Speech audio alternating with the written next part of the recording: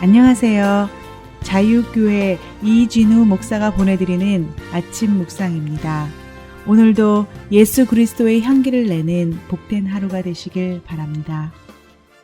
2월 11일 금요일 아침 묵상입니다. 오늘은 데살로니가에 이르러라는 제목으로 사도행전 17장 1절로 3절 말씀 묵상합니다. 그들이 암비볼리아와 아볼로니아로 다녀가 데살로니가에 이르니 거기 유대인의 해당이 있는지라. 바울이 자기의 관례대로 그들에게로 들어가서 새 안식일에 성경을 가지고 강론하며 뜻을 풀어 그리스도가 해를 받고 죽은 자 가운데서 다시 살아나야 할 것을 증언하고 이르되 내가 너희에게 전하는 이 예수가 곧 그리스도라 하니.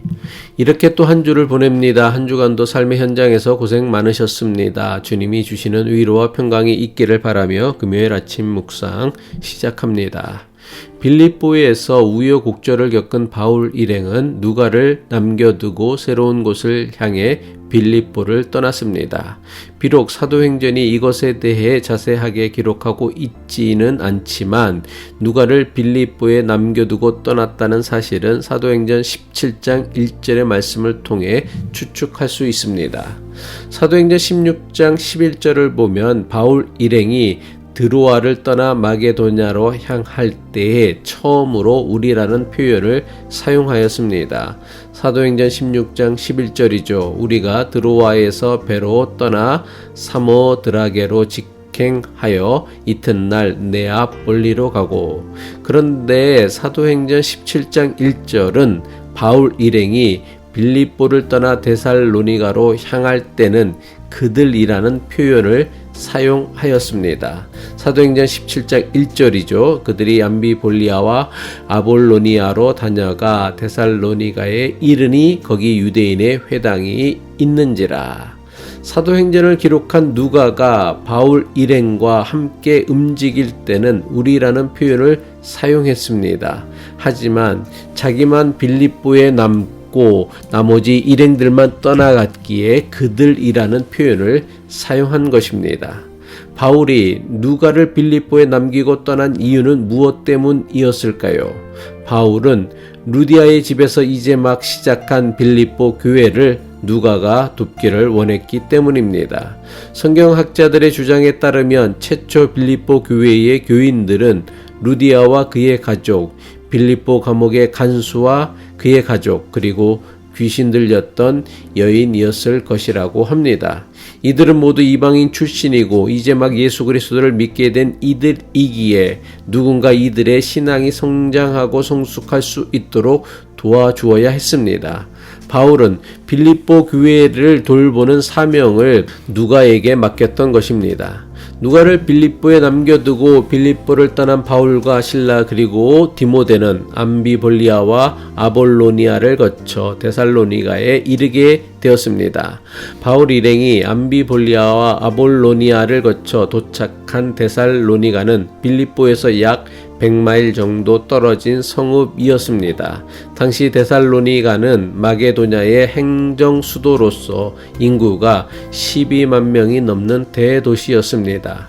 로마 황제의 직할 도시였던 빌립보는 유대인들을 도시에서 추방하여 거기에는 유대인 회당이 없었습니다. 하지만 데살로니가는 빌립보와는 달리 유대인 회당이 있었다고 사도행전이 기록하고 있습니다. 유대인 회당이 있었던 것으로 보아 당시 적지 않은 유대인들이 데살로니가에 살고 있었다는 것을 충분히 추측할 수 있습니다. 데살로니가에 도착한 바울은 가장 먼저 유대인 회당을 찾았고 안식일이 되자 유대인 회당을 찾아 성경을 강론했습니다. 사도행전 17장 2절이죠. 바울이 자기 관례대로 그들에게로 들어가서 새 안식일에 성경을 가지고 강론하며. 사도행전은 바울이 유대인 회당을 찾아간 사건을 자기의 관례대로 그들에게 들어갔다고 기록하였습니다. 바울이 자기의 관례대로 가장 먼저 유대인 회당을 찾아갔다는 말씀은 바울의 중요한 전도 전략을 보여주는 것입니다.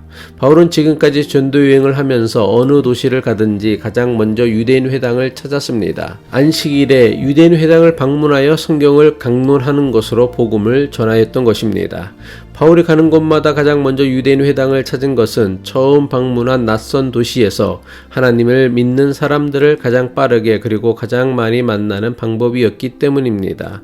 바울은 데살로니가에 유대인 회당이 있다는 것을 발견하고는 세 주간의 안식일마다 유대인 회당을 찾아 성경을 강론하였습니다.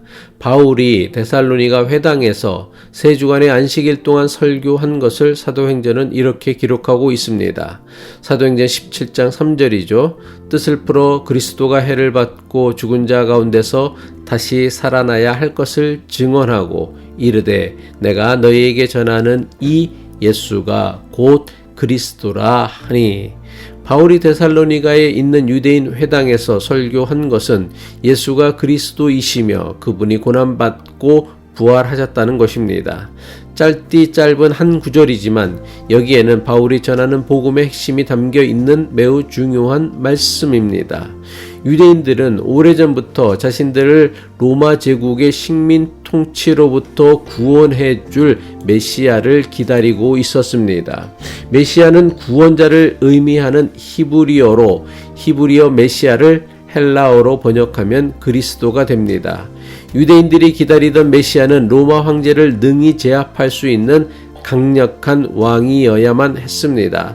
따라서 이스라엘 유대인 앞에 나타나신 예수님은 유대인들로부터 배척당할 수밖에 없었습니다. 유대인들이 보기에 예수님은 갈릴리 나사렛 시골 출신에다 제자들 역시 갈릴리 출신으로 보잘것없어 보였기 때문입니다.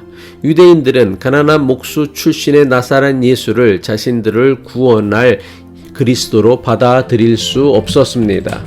그래서 유대인들은 예수님을 하나님을 모독하는 자라며 십자가에 못 박아 죽였던 것입니다. 하지만 바울은 성경 말씀을 가지고 그리스도가 해를 받고 죽은 자 가운데서 다시 살아나야 할 것을 증언하였습니다. 바울은 하나님께서 보내신 그리스도께서 반드시 죽으셔야 하고 또 죽은 자 가운데서 다시 살아나셔야 함을 증언하고는 자신이 전하는 이 예수가 우리를 구원하시는 그리스도라고 설교한 것입니다. 바울은 성경이 말씀하신 장차 사람들에게 보내실 것이라 약속하신 메시아 예수가 바로 자신이 전하는 예수라는 것을 예수님이 겪으신 고난과 부활을 근거로 내세운 것입니다. 바울은 우리를 구원하기 위한 하나님의 방법은 예수 그리스도의 고난이었음을 가르친 것입니다.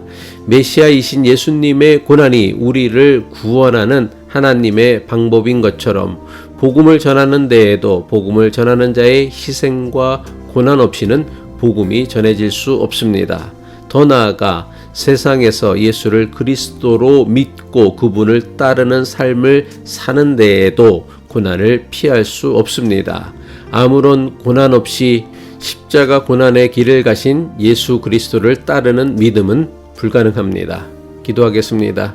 우리를 구원하시기를 즐겨하시는 하나님께서 보내신 예수 그리스도를 믿고 따르는 것은 주님 가신 고난의 길을 자발적으로 따라가는 것임을 깨닫게 하옵소서. 하지만 그 길은 죽음의 길이 아니라 생명의 길임을 또한 깨닫게 하옵소서. 예수 그리스도의 이름으로 기도합니다.